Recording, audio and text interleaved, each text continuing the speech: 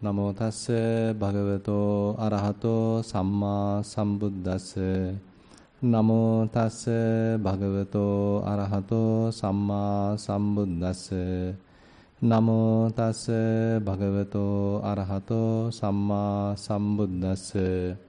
Viññātā viññātabbang viññātaṃ na maññati. Aviññātaṃ na maññati. Viññātabbang na maññati. Viññātāraṃ na maññati iti. Dear Venerable Brother, Dhamma friends, actually yesterday we discussed a very interesting factor, a particular point, which is really the important part in the Patissamuppada, the dependent origination. So that is the interrelationship between the consciousness and name and form. Vijnana and Namarupa are having certain interrelationship. So Venerable Sariputta is explaining that using a particular simile, the simile of the two sheaves of bamboo roots. So you know that the bamboo roots, when someone is going to the forest and he or she collects them just for the firewood, and after gathering so much, they bind it together and it's make a kind of a sheaf. And if there are two sheaves to sort of keep together, so one is kept holding the other. So one holds the other. So if you take the left one, the right one falls. If you take the right one, the left one falls. So they are interdependent. So Venerable Sariputta is giving this simile to explain the interdependency between the name and form and the consciousness. Actually, it's difficult to understand the whole scenario. Patissamuppada itself is a deeper teaching. Even though it appears like simple, the principle appears like simple, but it is so profound. So Buddha's teaching, it is not that the complexity brings it the profundity, rather the simplicity gives it a very different way of profundity, the simplicity. So as you are further moving forward in the Vipassana practice, it is the mind going towards the simplicity, not the complexity. Typically our minds prefer complexity, and it likes to think more and more and get confused and worry and anticipate various things and become anxious, and all these are sort of complex processes going through the mind, and mind might even prefer that. But where the Buddha takes us is to the utter simplicity. So that's an interesting situation that sometimes or often we get misled. We think, okay, we have to go to a kind of a complexity. And we think, okay, complex things are deep. But difficult to understand is the more simple things sometimes. The simplicity is giving us a fair amount of a depth. So that is something interesting. Now, so the interrelationship between name and form and the consciousness, we explain using the cinema simile as we discussed yesterday. So whenever a projector projects a particular a frame of an image onto a screen, so then only the function of the screen become evident. So till that we can't even see the screen. Assume it is a pitch dark environment, a perfect cinema hall, and so that we can't see anything.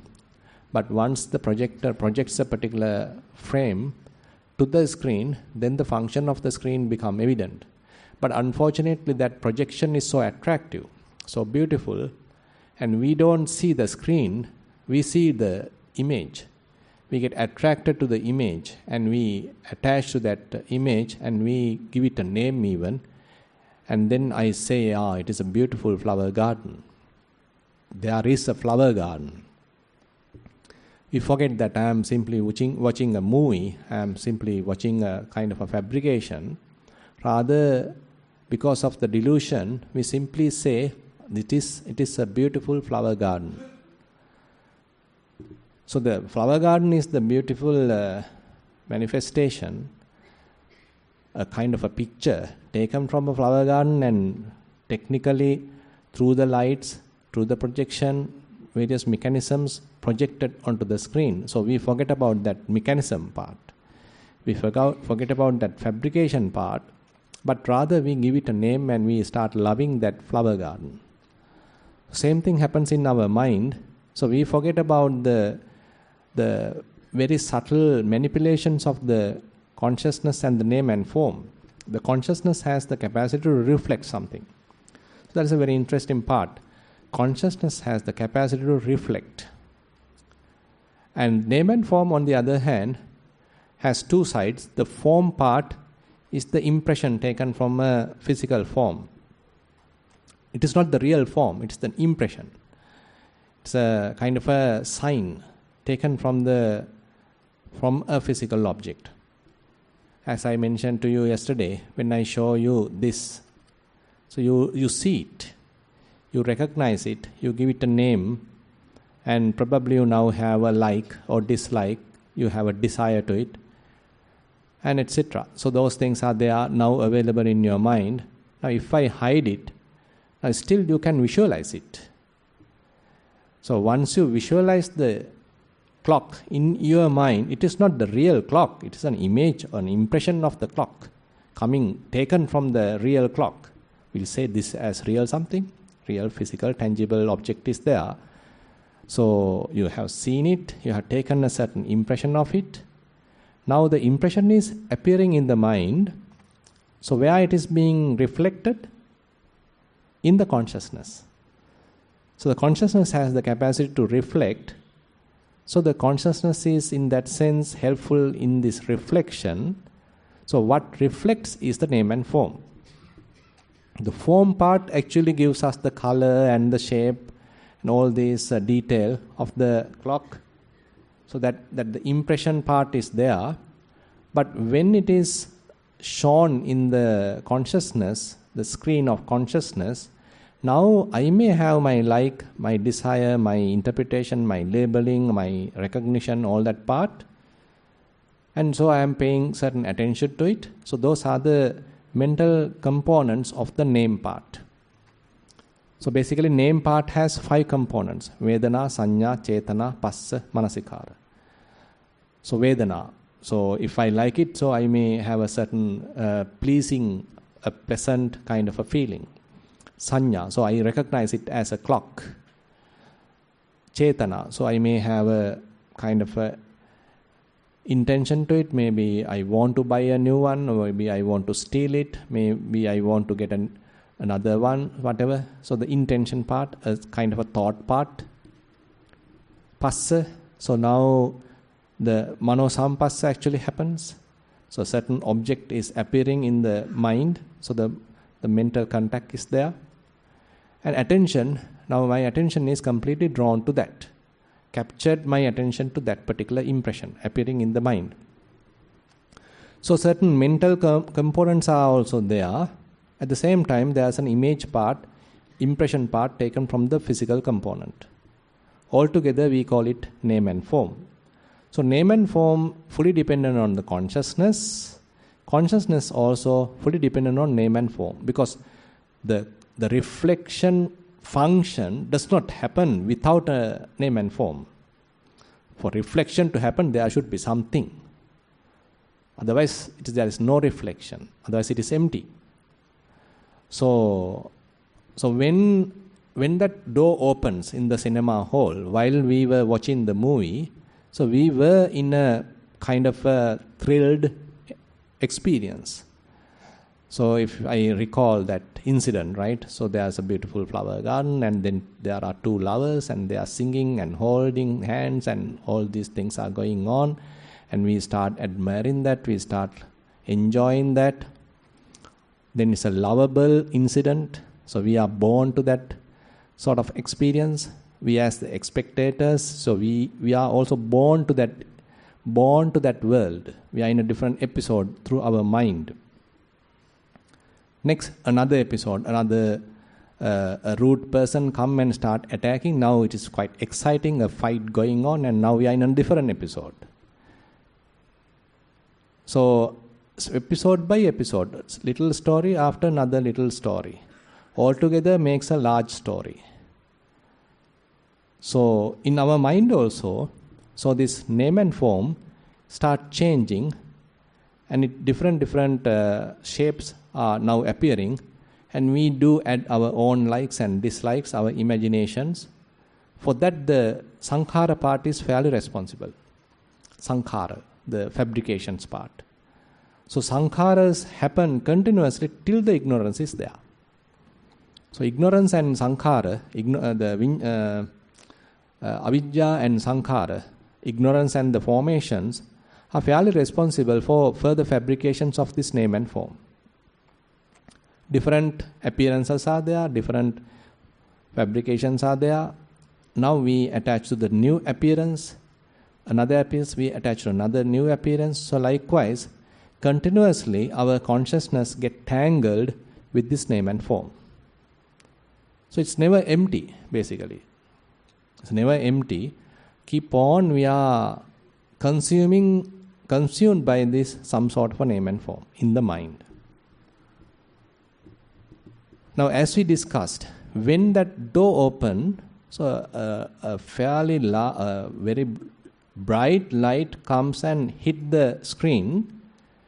Now that beautiful so-called flower garden is washed away because of the brighter light, the sunlight coming through that door, hit onto the screen. Now it is being washed away. That beautiful sight coming through the projector being completely washed away, faded away. Now the screen become sort of blank, empty. Just white screen is there. Now we get shocked. So we were in a real story. We were in a love story, then we are in an exciting story, different episode, one after the other. We were in a story, but now we've been thrown away from that story, isn't it? So when we are watching a movie, we get absorbed to the content of the movie. So the movie is capable of completely attract ourselves, capture our attention, and then we are being thrilled and all these things are going on. So while we are enjoying that, all of a sudden the door open. Then all of a sudden we being completely pushed away from that world. No more in that world. Now where are we? On the chair. I'm just on the chair. Oh my goodness, it was a movie. Now I get the senses. My God, it is not real. It was appearing like real. I was deluded by that. I was almost like fantasized by that. But now I come back to the senses. It's a movie. Now only the mindfulness is established. I am sitting, I am watching, and other fellows are also there. They are also now watching. Because of the bright light, now you can see the situation. Many other spectators are also there. You can see the screen. Probably you can see the projector also. You come to the ground. Previously you are not in the ground, not on the ground. So same thing happened in the mind. So as we develop the Vipassana, so different images, the name and form imprints, again and again appearing in the mind, become slowly fade away. So that's very well explained in the, say, Dhatu Vibhanga Sutta, for example. Assume that you are practicing elements meditation. Say again and again you are paying attention to the earth element, water element, air element, fire element. So different elements are there. So they manifest at different ways. And through the body you can recognize their manifestations. Air element manifests as vibrations, movements. Fire element as the heat and the cold. Then the earth element as, say, hardness, softness, roughness, smoothness, weight, and the heaviness and the lightness. So different element manifestations are there. Now you can experience them and you keep experiencing them. And later you might even understand not only this body, even the whole outside world, outside physical world are nothing but elements. As a kind of an insight. Now the insight is growing, broadening. First we applied it to the body and we experience these element characteristics, and slowly we are more and more experiencing it. So the knowledge is growing, And now, not only it is limited to this very body, it is even common to the other bodies as well. Other these immaterial, rather inanimate objects as well. This also merely elements. That also merely elements. So look that, so that you can slowly expand the understanding, expand the insight. There is no internal and external anymore. Internal earth element, external earth element are merely earth element. So likewise, the understanding is growing. So as the understanding growing like that, what happened to the desires? So desires, it's very difficult to desire something, right? Now, if you have to desire someone, say someone, then he or she has to be someone really beautiful, handsome, someone, right? So when you are looking at that, also just mere four elements, he also just mere four elements. Can you really desire that? I mean, just four elements, just manifestation of four elements. And he also four elements. Then you can't attribute any value to anything because it's mere four elements. Everything very much like simplified. So what happened is, so actually it is just the manifestation of four elements which is happening. But for our easy reference and our judgment and all that, so we have given various names and labels and we color them and all that. So that gives us the capacity to attach to it, give a value to it, importance to it, and then we want it. I like it. I want her. I want to marry her. Someone is there. Something is there. I want it. So, I mean, that is how things have happened. But now we are reversing that order. We are going back to the fundamentals. So abandoning all that conceptualization and conceptual, objectifying, ultimately we are coming back to the very basics, very fundamentals. It is nothing but four elements. Now, there Buddha mentioned, as we are growing that insight, so Buddha says, Patavi dhatuya chittang virajeti. Apo dhatuya chittang virajeti. Now, with respect to the earth element, now the mind has less passion towards it, less attraction towards it, less desire towards it. Maybe earth element, water element, fire element, air element, and using them actually all these different physical objects and people and individuals are being made of. Now, as a result of the practice, now the mind becomes somewhat dispassionate towards all that. So the insight is responsible to slowly develop that sort of a dispassion in the mind. So till you have passion, till you have desire, till you have craving, you keep on reflecting different objects in the mind. Now say for example, so while you are here, when you are trying to meditate, when you are trying to pay attention to breathing, say you remembered your son. Next you remembered your daughter. Next you remembered your husband. Next you remembered, assume the other side also, okay, wife. Next you remembered your house. Next you remembered your, say, car. Next you remembered your, say, what else? So one after the other, so many physical objects are there, individuals are there. So you get attracted to each and every one and you give a name to that. So different episodes are appearing in the mind. You give name to it, label to it, attach to it, add value to it. Another episode is happening. Now continuously name and form, name and form, name and form, name and form, name and form. There is no any interval. Continuously you can see name and form, name and form. So what happened to this cycle as we develop insight? So as we reduce attachment, as we reduce sort of clinging, grasping, adding value, because we develop certain insights. So we see arising and passing away of these different, say, elements, those characteristics. They simply come and go, appear and disappear. And you understand, okay, I can't depend on them. There's no way to hold them. Even though I like them and they disappear, I have no control over them.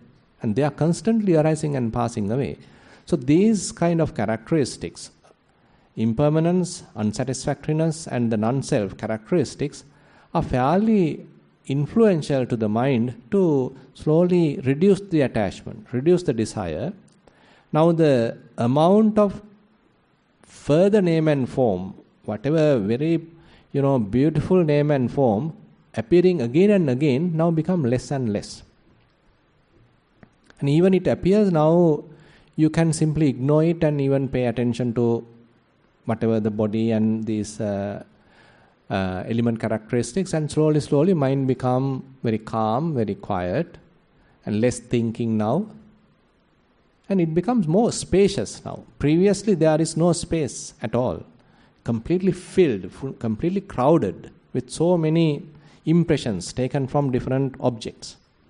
It may be an individual's impression, or it may be an inanimate object's impression.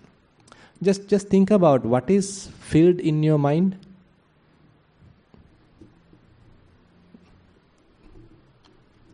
Now, if you simply look at your mind, what appears in your mind?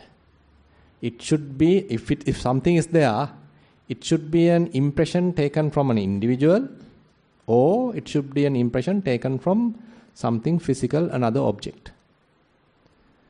Can you have anything else? I mean the picture-wise, okay, image-wise. So basically, the whatever impression coming from is from the rupa, from the form aggregate. The physical form aggregate is responsible to corrupt the mind, to crowd the mind, to fill the mind using some sort of an impression. Do you agree?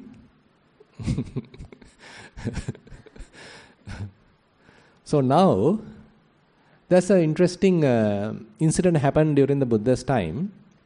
So one monk wants to find a place where Patavi, Apo, Tejo, Vayo, this earth element, water element, air element, fire element, completely cease.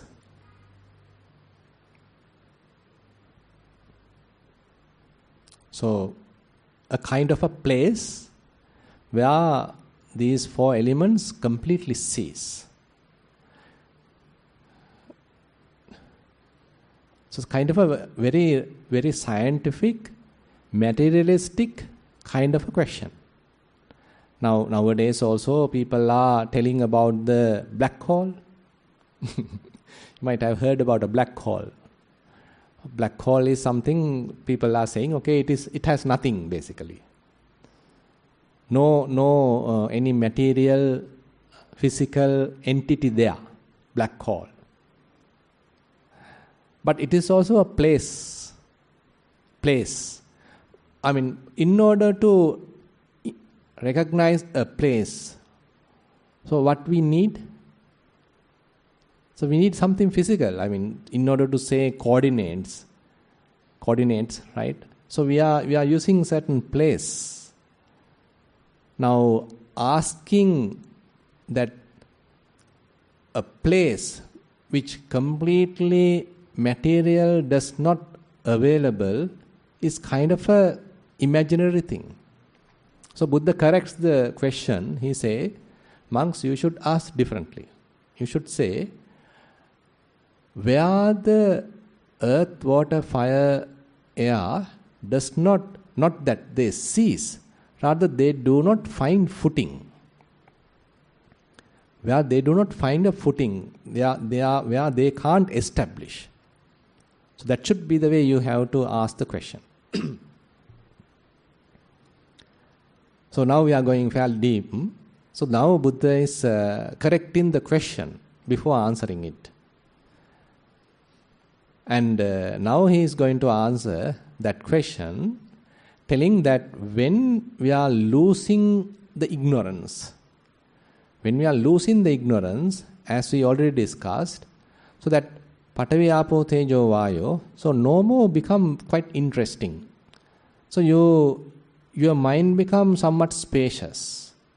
So the impressions of an individual appear not that interesting. Impression of a thing, valuable thing, become not that interesting. It's very much like faded away. To a faded away object, faded away impression, do you really like? You actually, unlike before, you can't like it now. You can't decide now. Now say for example, you are practicing elements meditation and there may be a situation where you can't name it, you can't label it. Everything appear like a flux. Some of you already have written sometimes. Okay, everything appear like mixed together. You can't find out the demarcations. You can't find out the boundaries. You are observing different elements, different characteristics. It could be even various feelings, various other sights, sounds, smells, tastes, different things are observing. But now everything appear like a flux. You can't give it a name. You can't give it a label. Okay, this is male, female, good and bad, red color, yellow color, colors and boundaries and lines and everything almost like disappeared, almost like mixed together, appear like a flux. So this is one stage of Vipassana where you can't further name it, you can't further label it, you can't give it a name now. So at that time, instead of passion, dispassion arises. Now this is how actually gradually the dispassion is arising. It is not immediately we can wash the name and form. Rather, everything appear like a flux. Everything mixed together. You can't say it is a pleasurable feeling. You can't say it's a painful feeling. You can't say it's a equanimous feeling. It's kind of a feeling, but I can't say what it is. And you can experience some kind of a sensation in the body, but you can't name it. I can't say it is really pleasurable. I can't say it is painful. Something is there, but I can't say what it is. I can't say it is really a earth element or water element or fire element. Something is there, but I can't say what it is. So likewise, kind of a gradual dispassion is now growing. So you can't take the signs. So you are moving towards signless. So everything appear like washed away. Their beauty almost like disappeared. So demarcations were disappeared. Boundaries disappeared. And you can't give it a label, you can't give it a name. Now you can't attach to it, and you can't get attracted to it. Now slowly what happened to the mind is, slowly that name and form washed away, erased. So once it is erased, what is there?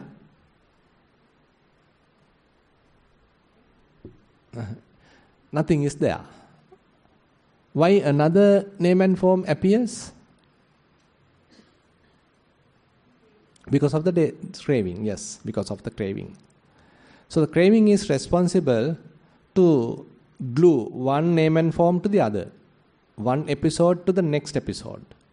Now say for example, when you are watching a teledrama, so this week you have a certain episode of teledrama. When they are showing the next week episode, what they do? They quickly rush through that previous episode's something and give it a little short summary and then start next one. And then who is properly connect all these different episodes and create the whole story? It is the viewer, it is the spectator. Is properly, once those inputs were taken, so you capture all that to the mind and then you glue together, and now you have a clean, connected, continuous episode, continuous story. You remember how Patum met Ahimsa and then and they were being, criticized by the father, and then those are quickly shown, and now they are in a different episode. Now Ahimsa are going to start a new business, and now Patum is helping, and you connect the whole story. You remember all that, now connect the whole, okay, now I am there. Now you are in their world. You are not you are not no more on the stool, or you are no more on the chair. You are in Pathum and Ahimsa's world. Right? So likewise, when the name and form appear, we keep pumping further and further fabrications. We are being ignorant. We get deluded by that, and then further fabrications are happening. A new episode happen. So we glue them together. So the tanha, the craving, have the gluing capacity, connecting capacity. That's why there's a term called visattika. So the term visattika means it glues together. Tanha glues together. So that's how you remember the past. So the past is actually no more. I mean, now we have only this moment. But how you remember all these past incidents? How you born, you can't actually remember. Maybe some interesting incident, how you met him or her, how you hold hands or something, how you kissed the first kiss. Whatever you remember, so you have certain attraction to them. You have given certain value to that. It has given you a certain psychological impression in the mind. So you are so attached to those, and you glue all that together. And you are holding that story and say, I was there. I was like that. So you are able to glue the past to the present and then project to the future. A life story. Each one has their own life story. Right? So again and again the name and form responsible, and they are coming and coming, popping. So we get attached. Craving gluing one after the other. Fabrications, ignorance are responsible for do further fabrications. And we are enjoying that. Enjoy the internal cinema. Enjoying the internal cinema now. My own beautiful story.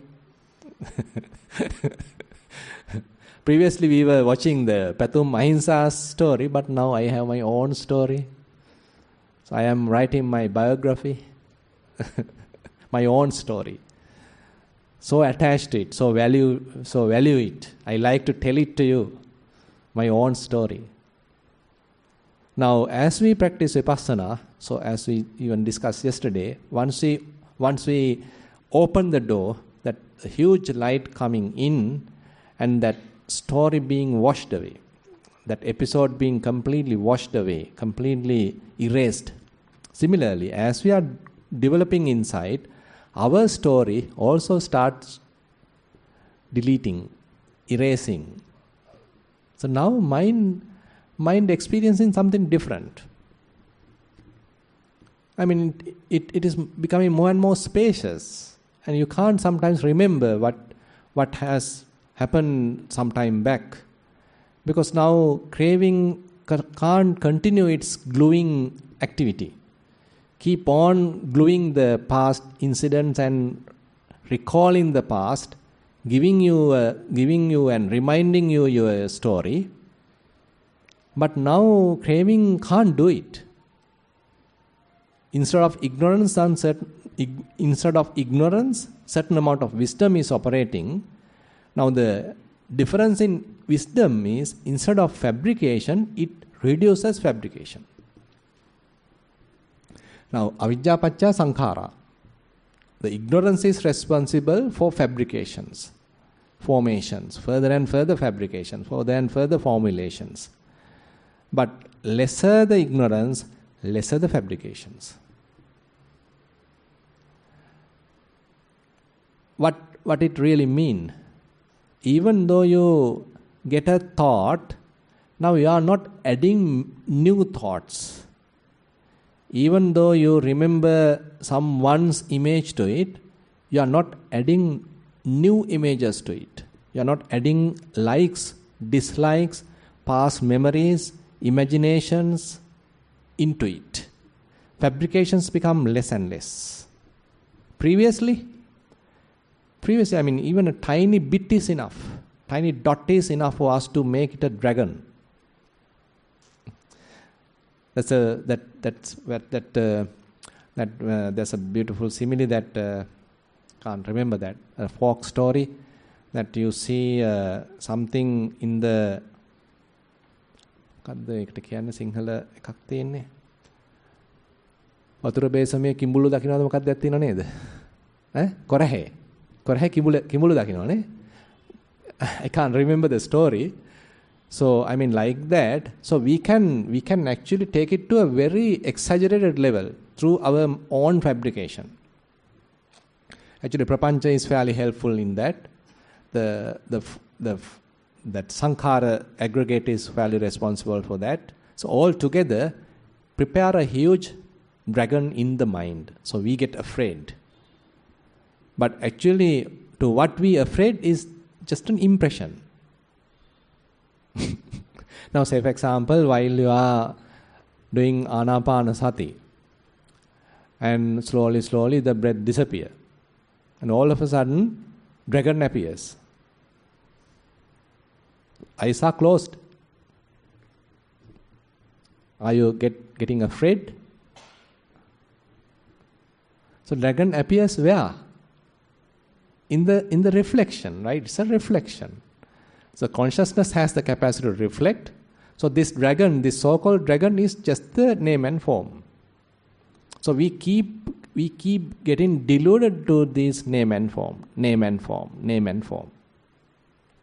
That's why Buddha beautifully mentioned anattani attamaning passalokang sadevakang. Nimittang nama rupasming idang sacchanti manyati. Again and again they adhere to this name and form. And they say it is the truth. Where there is no self, they assume there is a self. Anattani attamaning passalokang sadevakang. You see this all the folk, gods and the human. Where there is no self, they assume that there is a self. By seeing or adhering to the name and form, they say it is the truth. So, like as we discussed yesterday, by seeing an impression projected onto the screen, we say it is a flower garden. But what we see is a mere projection. Similarly, what we see in the mind is a mere projection. Is it only when I show this and then hide it that you are seeing an impression? Or even when you're seeing this, are you really seeing an impression?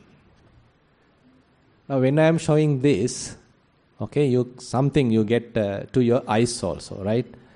So the eye consciousness also come into the picture.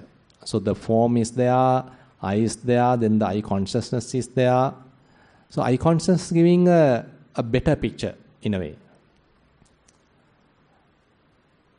But it also reflects another level at the consciousness. The mind is also responsible, not merely the eye consciousness. Mind consciousness also responsible.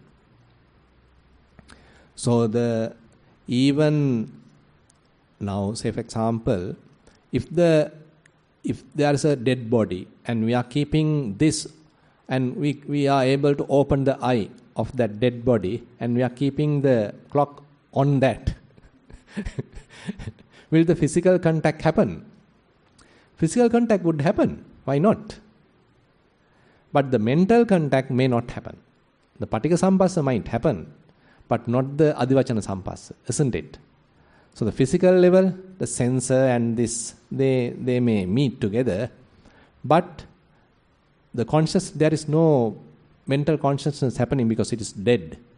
Eye consciousness also may not happen, but in that sense, then there can't be any contact.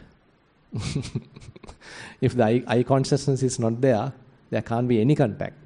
Anyway, now mere physical contact is not enough for the name and form to continue, the passa to continue. You need this mental contribution as well, recognition part as well. The Adivachana Sampassa is also contributing. Now, as we practice, so we can understand slowly all these impressions are become not that interesting, not that deluding, not that attractive. And slowly now they fade away, they washed away. Now you get fair amount of space in the mind. Mind become more spacious now. Previously there is no even a little rest to the mind, because one after the other, one thought after another thought, or a rushing of so many thoughts, even together, almost like you can't even see they are coming one after the other. Kind of bunch of thoughts are happening. And then later only you understand, okay, they are happening one after the other. And there may be instance, as we are continuing, certain period, complete absence of thoughts. There may be periods where complete absence of impressions. Right? So, fair amount of wisdom is there, ignorance is abandoned, less fabrications. Already arisen name and form, you are very much like dispassionate towards it. It simply fade away. There is no new impression. Now mind is empty. No reflections. So at that time we can say, Patavi Apo Tejo Vayo Nagadati. There is no impression coming from earth element, water element, fire element, air element. Nothing is represented in the mind. So that mind is typically called as Anidassana Vijnana. Sort of non-manifestive consciousness. There is nothing manifested in it. So the term Anidassana is a very interesting term, fairly deep term. Now, Buddha gives a simile in certain sutta, I think in Majjhima Nikaya, Kakachupama Sutta. You know that in the air, here, can you draw a picture?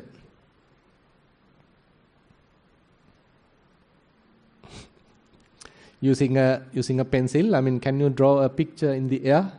You can't. So similarly, Buddha say, this sky, this sort of a space is Anidassana. You can't draw anything. Similarly, when the Arahant consciousness, Anidassana consciousness is there, it is non-manifestative. This name and form is not there. Whatever impression coming from Patavi Apo Tejo Vayo is not there. It is non-manifested. You can't draw anything. Reflections are no more. No more reflections. If a particular consciousness has no more reflections, we have to say it is merely empty. No reflections. Typically, as we already discussed, our minds are not empty. We keep on remembering various things, right? So you remember your son. Okay, he now has gone. Okay, he may be now already reached Melbourne. Okay, you remember all the past incidents.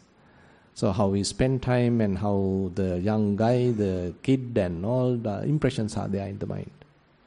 These are real things, right? So impressions are there in the mind. So the consciousness keep remembering us.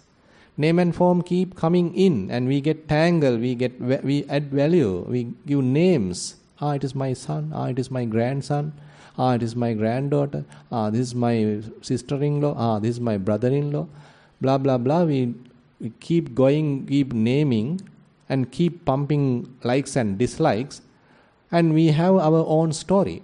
We keep running the story, endless story. You are watching endless movie in a way. At least at night when you are at deep sleep, it may stop. Probably if you watch a dream, again restart in a different way. We all are utter crazy. Utterly crazy. So we have our own story and we have our own fabrications and we add value to them and we give names to that. We further beautify it. We add our judgments, imaginations, and we prepare a very beautiful story and we consume that. We being captured by that, or rather we can say we being simply captivated by that.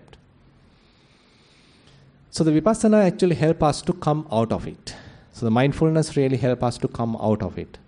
Okay, no more fabrications, at least for a short period. You feel a little rest, you feel little calmness, you feel little a kind of stillness of the mind. No movements in the mind. So till we have name and form, again and again appear one after the other, movements are continuously happening. One episode after another episode. One image after another image. Continuous movement of the mind. But when there is nothing, completely empty, no movements. So why mind is not moving now? Now in the samatha practice, if I ask you in a different way, now in samatha practice, can you have a unmoving mind? Say you are paying attention to breathing and ultimately there is a kind of a sign appear and then you keep that sign as a permanent something and you stick to that. Fairly mind is not wavering now, not going here and there, not to the past, not to the future, and it's completely stick to that. That's why they're absorbing. So we get absorbed to a particular object. But here, is there any object to get absorbed? In Vipassana, nothing is there. Mind is completely empty. So then why mind is not moving? Nothing is there to get moved, right? I mean, it's just empty and it's completely spacious. Now we can go to the answer by the Buddha. So, Buddha answering that monk, Viññānaṁ anidassanam. So, when mind become completely non-manifestative, anantang sabbato pabang, it becomes sort of, there is no limit in the mind. So mind has no boundary in the way at that moment. And say just to give how our mind have a boundary. Now when I am showing you this, assume that you are completely focusing your mind to this. Okay, you are able to completely focus your attention to this particular object. So what is the boundary of your mind, your attention?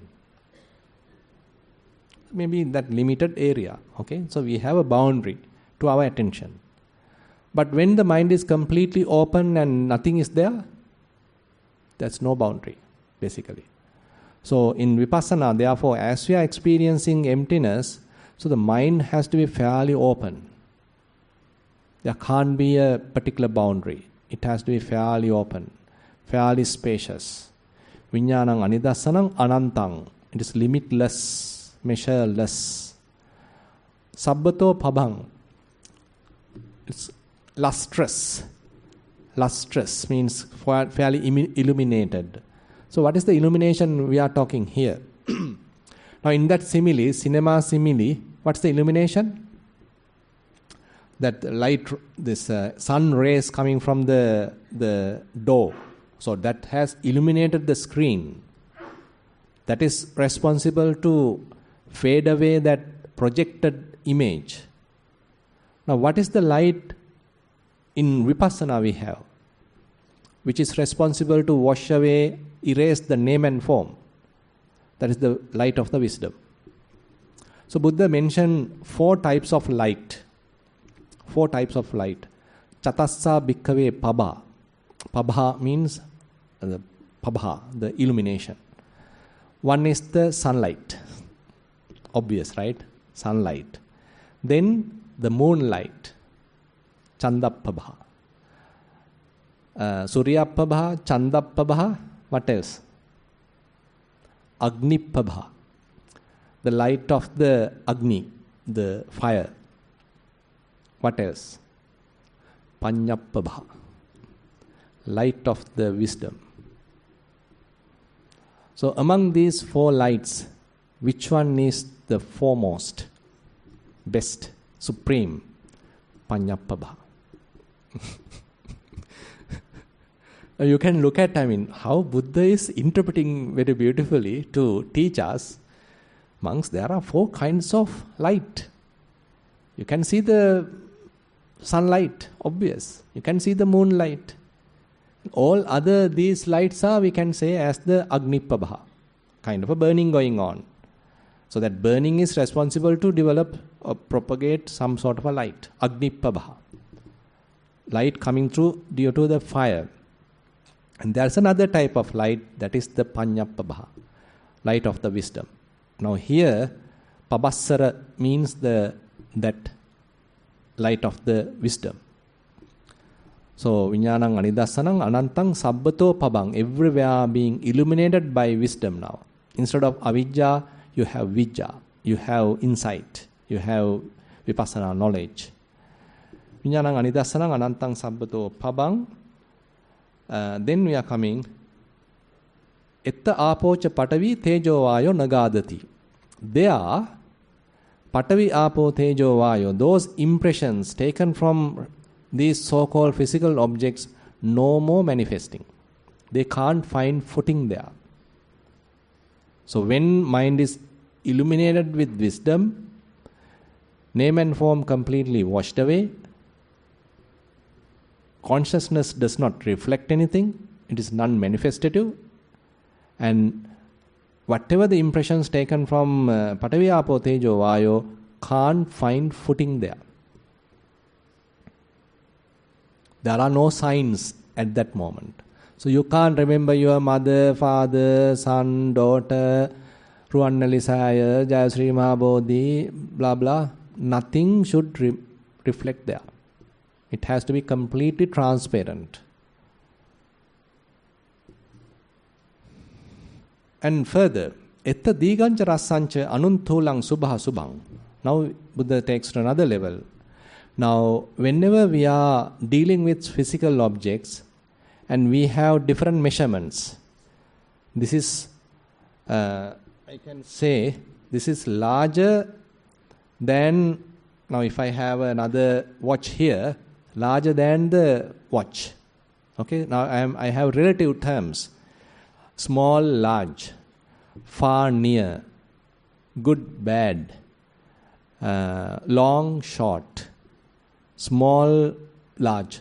Many different demarcations are there, measurements are there, because we have to measure many different physical objects. Now, in order to measure different objects, we have different measurements. Good, bad, white, black, short, long. Like that, many demarcations are there. So what we call as kind of a dualistic way of thinking. So our mind continuously think in a dualistic way. So that's another very interesting, deep, interesting thing that Buddha is explaining in the Kaccanagotta Sutta. Dvanisito ko kaccānayang loko ye buhyena. Kaccana, this world, is continuously thinking in a way which is more dualistic. Absent or present. Attitancha nattitancha. It's yes, no, good, bad, long, short, far, near. Many different demarcations, many different measurements. Now, at that state of mind, what you have? You can't have any demarcations. You can't have any measurements. You can't say it is long, it is short, it is good, it is bad, it is white, it is black, it is long, it is short, it is subha, it is asubha. All those measurements, all those typical conceptual terms, demarcations, dichotomies, nothing should be there. Etta digancha rassancha, that means the long and short. Anung tholang, that means what's that? Fine and coarse. Subha subhang, pleasant and unpleasant, all are not there. That means you are free from the dichotomy, free from dualistic way of thinking at that moment. Thinking can't happen at that moment. Etta namancha rupancha asesang uparujjati. At that moment, completely name and form ceased. No name and form. Vijnanasa nirodhena ettetang uparujjati. So the typical consciousness, here the vijnana nirodha means the typical consciousness every time tangled with name and form, that is typically we called as conditioned consciousness, manifestative consciousness. It has every time an impression of name and form. So that name and form related, that name and form bound consciousness is completely ceased. Now what you have is what we call as a non-manifestative consciousness. That is what we call as the anidassana vijnana. Now it's a fairly deep explanation and explained in the Kevadda Sutta. And when we are going through Vipassana, so this is the kind of a change has to happen to our mind, basically. So we have to develop wisdom in order to understand consciousness. Panya bhave tabba vijnanam parinyayam. So that's a statement in the Mahavedalla Sutta. Venerable Sariputta explains to Venerable Mahakottita, you got to develop wisdom, then you can understand this consciousness. More you develop wisdom, more you understand the workings of the consciousness. Ultimately that tangled consciousness, conditioned consciousness completely disappear, cease. Now you have non-manifestive consciousness. So that is what available for an arahant, basically. So for another yogi who is practicing vipassana, time to time he might experience certain level of such a pure consciousness. We can't say it is completely free from defilements because still the latent tendencies may be underneath available. But for the arahant, he may have the best. He may have the most purified form of consciousness. But for the others, they may enjoy time to time as they are in a complete whatever we can say in the full-fledged realization at that moment and that particular period when the wisdom is fairly blossomed, operative. At that moment, the mind has to be fairly close to this state at least. We can't say to the perfect level, but at least certain amount of these qualities should be there in the mind. You can look at, so as you are growing in Vipassana, so we already discussed certain attributes, certain qualities of that arahant's consciousness, this non-manifestative consciousness. Is my mind at least have a little glimpse of it? Say, it is becoming spacious, less thinking, less impressions, less images now appearing in the mind. Now have certain intervals, there are no any impressions. I can't remember my house. No thoughts came from the, say, my children-related thoughts, office-related thoughts, occupation-related thoughts, country-related thoughts. All are conventions. All are, concepts. So all these conceptual appearances are to be deleted, at least for a moment, even for a short period. At that time, we are getting closer to this, basically. Mind is getting further spacious, basically. It is not complicated, rather it's become more spacious, very simple. And you should be able to see through, rather than kind of a blinkers. The blinkers were taken away, now you can see through. Now we can connect that with the term given, or the restraint given to Bahya, ditte dittamatam bhavissati. Now when Buddha says ditte dittamatam bhavissati, now you can see when there is only eye open and there is something in front of the eye, only the impression taken from that form is there, nothing else.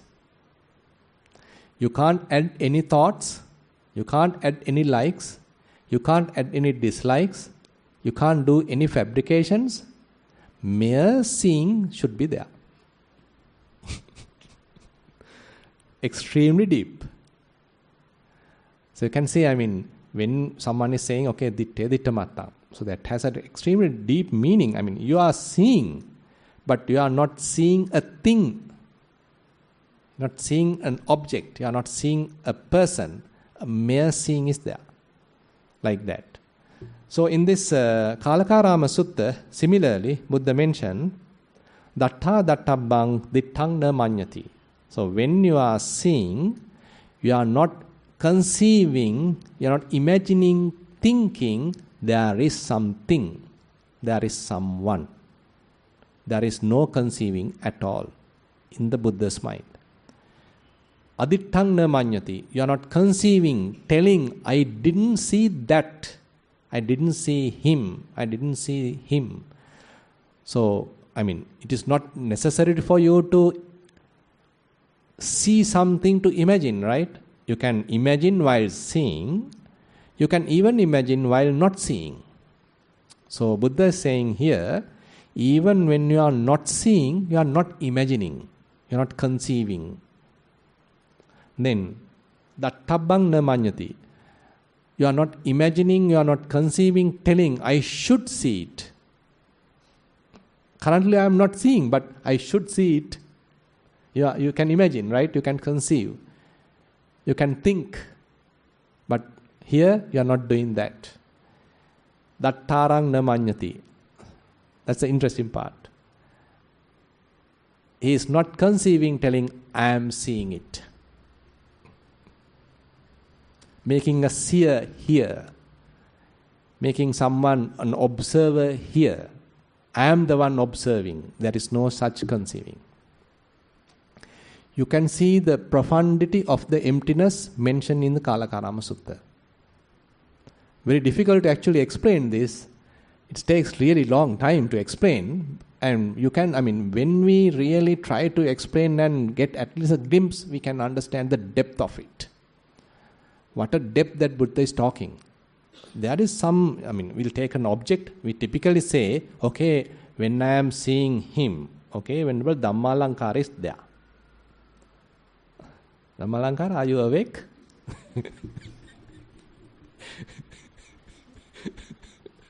So, someone is there. So, I have a like, I may have a dislike. Okay, now someone is there. Then I already being captured. I am being fooled by that way of interpretation. But when I am just merely seeing, then I can't have a name. I can't have a label. I can't have an individual. So mere seeing, just a mere seeing. Then while I am looking at this, can I imagine about Dhammalankara? Can. I can do that. But really, while I am in the emptiness, I shouldn't do that. While not seeing, also I shouldn't imagine about Dhammalankara. Can't conceive anything even when not seeing. And when I am not seeing, if I say I should see Dhammalankara, that's also another imagination. Then who is the one seeing Dhammalankara? That also shouldn't be there. There can't be a seer. There can't be an observer who is seeing Dhammalankara. Just a mere seeing. Really beautiful, really profound. That's why, and the last one, so assume there are thoughts in the mind. Assume there are thoughts appearing in the mind.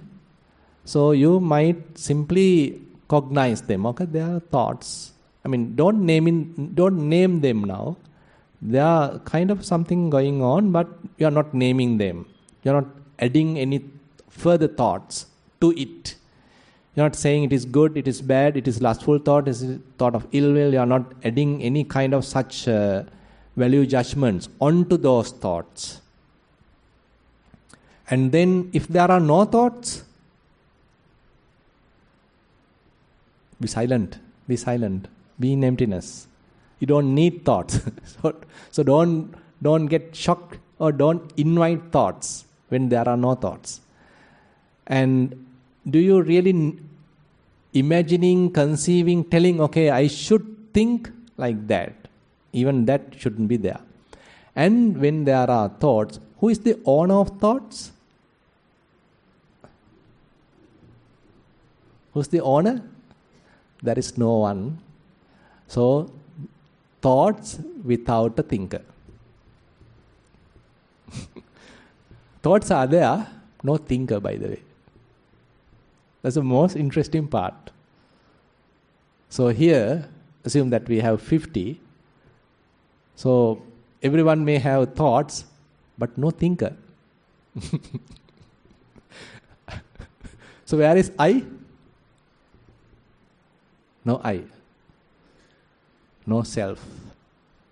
So this Sunyata Bhumi is so profound, so beautiful. Actually, more we understand, it becomes more and more beautiful, more and more profound. And we start appreciating the Buddha's teaching in a more deep way. And we start looking at Buddha from a different angle. You can see where he was in a way. Now, when we say the Tathagata, so where are the Tathagata? I mean, we simply pay respect to the Buddha as a person. But where he has operated, where his mind has operated, isn't it? I mean, when his mind is free from all these hallucinations, all these visualizations, all these imaginations, right? When his mind is completely free from all that, what a pure kind of a mind he has. You can imagine, I mean, when compared to our own mind, when we understand all these, at least to some extent of this deep Dhamma, then we can understand, my goodness, where this Buddha was. What a teacher he is. You can see the Buddha through the Dhamma. So beautiful. I mean, then only Buddha say, okay, you get the real Saddha. You get the real Saddha when you see me through Dhamma.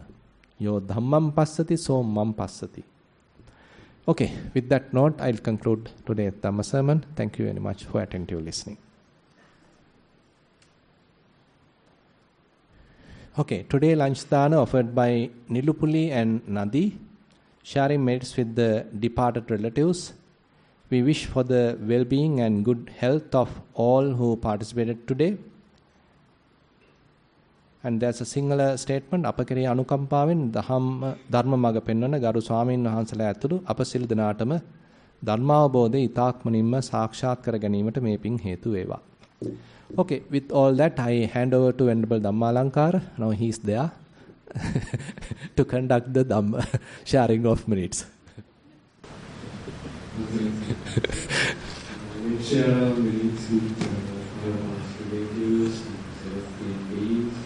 Whoever wants to live from us state, my traditional verses.